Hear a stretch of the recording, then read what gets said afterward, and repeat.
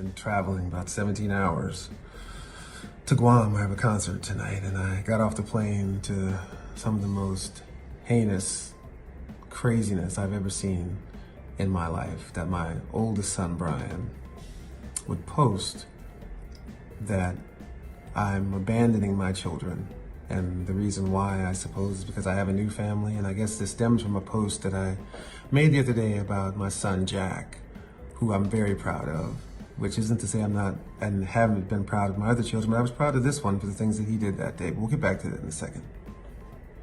Anyone who knows me knows over the last 20 years, 30 years now as a matter of fact, that I've been there for my children every step of the way.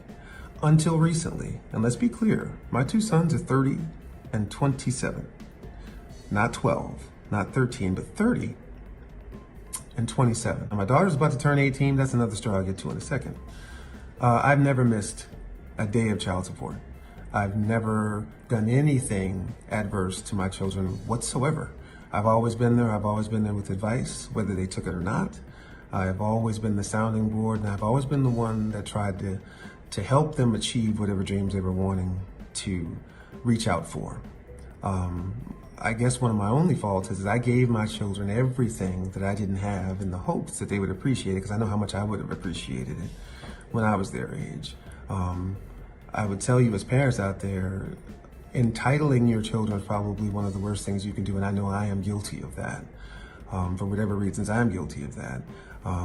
Tough love is a tough thing as a parent to try to institute to your children. Help them as much as you can, and I did as much as I possibly could. When I stopped doing that for them, BJ was 25 and Nico was 22. And it wasn't like I completely cut them off at that point. That happened much later. But I've been there. When I put them out of my house, I gave them an apartment for 2 years. And I said, guys, this is it. This is the time to grow up. I'm giving you 2 years. I'm going to pay for everything for 2 years, but you're going to have to work or do something, because at the end of those 2 years, that's going to be it. It's time to be men here, guys. It's time to grow up. At the end of those 2 years, they hadn't done any of it.